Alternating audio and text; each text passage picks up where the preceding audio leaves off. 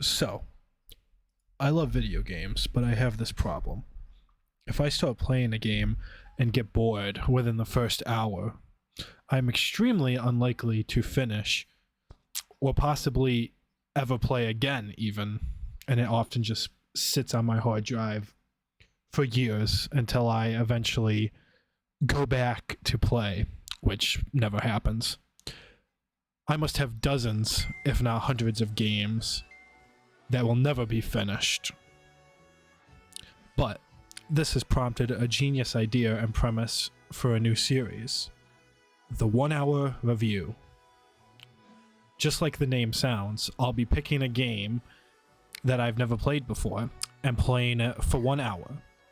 I'll then review the game based on the first hour, pointing out a few of my idiosyncrasies, or even things that it does really well. Whether or not I like it, or will continue it, well, that's yet to be determined. Today's game will be Cursed to Golf.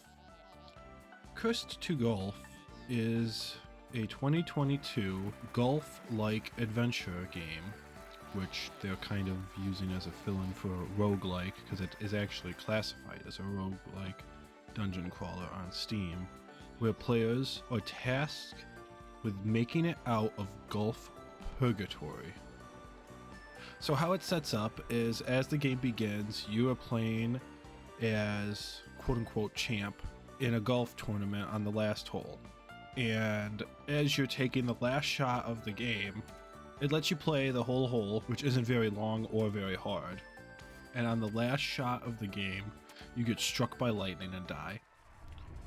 When you awake, you are in golf purgatory, greeted by who you later find out is the first boss of the game, the Scotsman.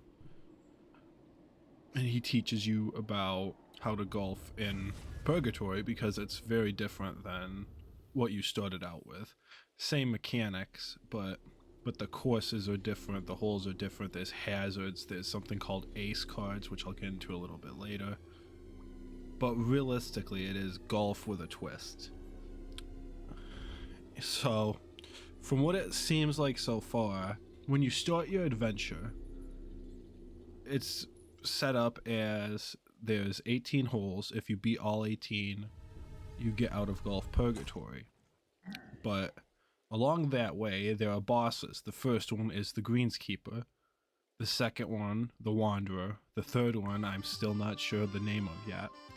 And then the fourth, and I assume final, on hole 18 is the greenskeeper himself, which they're billing as the devil of this purgatory. He's in charge, and he controls what holes you play and whether or not you're going to get out.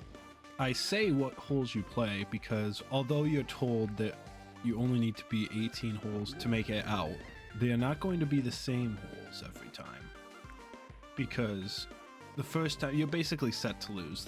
You're going to lose this game at least once, and the game counts on that, because after you lose round 1, you go back to the Scotsman and he teaches you how to use spin, which is an important mechanic, and he tells you the 18 holes you play might not be the same. So that makes me think there's there's a lot more than 18 actual holes, and what holes you get is just kind of randomized. So the only holes that seem to be the same are the boss holes, because I've faced the Scotsman twice and both time the holes were the same, which makes sense because the Scotsman and I'm assuming all boss have a set thing that they do. Moving on, we'll explain a little bit more about the game. Unlike regular golf, the par, well, I shouldn't say even like regular golf. It's not really regular golf. So in golf, par goes up. Every shot you take, you count as a stroke. But in this game, you start with a number of strokes. I'll use 5 as an example. And you have to get it to the hole in that amount of strokes. Now along the way, there are golf idols that if you smash them, they give you either it's either two or 4 more shots, I believe, added to your stroke count. But overall, it's a surprisingly difficult game. I was looking at, originally how I saw this is I was just scrolling through the new games on Steam about a month ago. This game was released on the 18th of August. I'm recording this on the 29th, so it's been a little under 2 weeks. So I'm just scrolling through and I'm looking, I'm like, oh, this looks fun. I wasn't expecting it to be difficult. I really wasn't, because it looks kind of like a Flash mini golf game that you would play on poolmath.com or one of these other free game sites that you would play in school and study halls when you didn't have anything you wanted to do. But it's actually a very difficult game. It's a lot more difficult than I had expected. It's like a dungeon crawler roguelike game, but with golf. Now I'll go a little bit more in depth onto ace cards. So ace cards are essentially power-ups that you get to pick one per shot to use. Some of the ones that they have a mulligan shot, which is basically undoing the shot you just took. Practice shot. You get a free hit to basically practice what you want to do and see if it's going to work how you think it will. U-turn, which lets you control the direction of the ball in midair twice. And they've got so many more. They've got a TNT explode card to, well, explode TNT that are on the various holes. They've got a stop time card. They've got a mini rocket. They've got ice ball. They've got ace cards that just give you free shots. I think I've seen 1, 2, 3, and 6, but it really is just power-ups to help you, and you really do need to get good at utilizing those cards and what they do if you want to get a good result on the hole. How it works is once you get in the hole, every stroke you have left, it gives you a higher amount of money for the hole, and then you use said money to buy new ace cards or ace card packs from Eternity, which is the golf shop in Purgatory, which I got a kick out of that name, honestly. I think it's a really good pun and a really fun name. But your goal is to finish the hole with as many strokes as possible so you can get more money, so you can get new ace cards to help you out in future holes where you struggle. Overall, it's a very fun game. Another thing that I found quite amusing is your golf cart that you drive is just so hilariously overkill. So between holes, you drive a golf cart, which is hysterically overkill. It's got exhausts that are like hot rod exhausts coming out of the back, just extremely highlighted and overkill. And then that kind of leads me directly into another complaint, because also on the golf cart, it looks like you have 2 golf bags. But in this game, you have 3 clubs. You have a driver, an iron, and a wedge. You don't even have a putter, which is kind of my biggest thing. It's like, why wouldn't you give this game a putter? Like, any golf game without a putter is just something's missing. Like, there should be a putter. I think it would come in very handy. And it would make some holes a lot different to play if you could just putt like along the ground and not have to go through the air. But I understand why. I just think, come on, you gotta have a putter in a golf game. My next thing is, obviously, this is an indie game. First, we'll say this. This is an indie game, obviously. It's selling for $20 regularly. And it's probably going to end up going on sale in a few months for like 10. At $10, even $20, this is easily very much worth the price. And it's very low power, it's easy to run, it's a very good game so far. I've been playing for almost 3 hours. I gotta admit, I've gotten pretty involved in the game and I'm enjoying it, and I'm slowly but surely realizing and learning a couple more things, specifically about ace cards and how useful they are. And how you really do have to get really good at those ace cards to do good on holes. So I only really have 2 complaints about the game so far.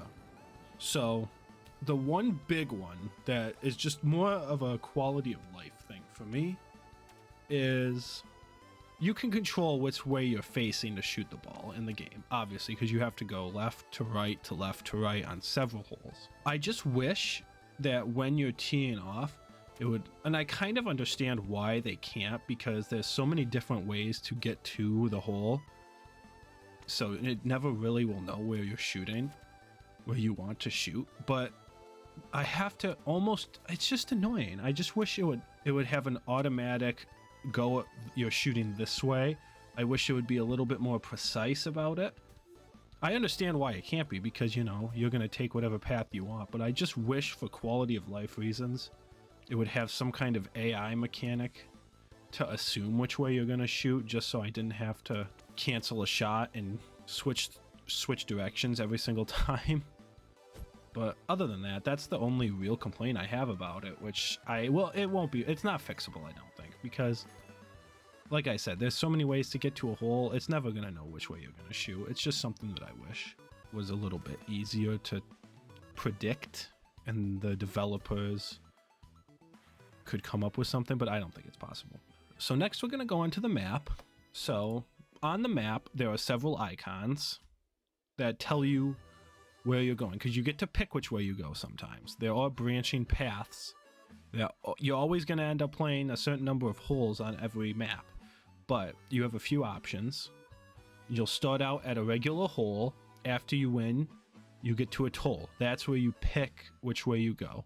A lot of times it'll split either left or right. What you can do after this is determined by which way you go. Now there are 3 or 4 icons, and I'll explain what they are.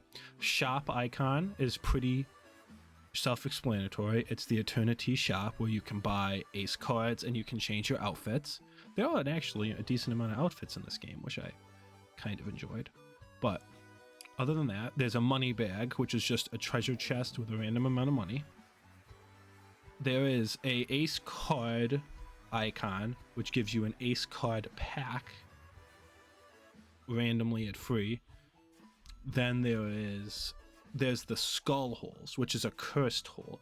So a cursed hole has different negative effects every couple of shots to make the hole harder. But if you pass the hole, you get ace cards at the end of the hole for free. So I almost always go for the cursed hole, just for the extra ace cards. And then the castle. The castle hole is the boss hole, the final hole. That is where you will go after, you will battle the Greenskeeper, the Wanderer, the third one who I don't know the name of yet, and the Greenskeeper.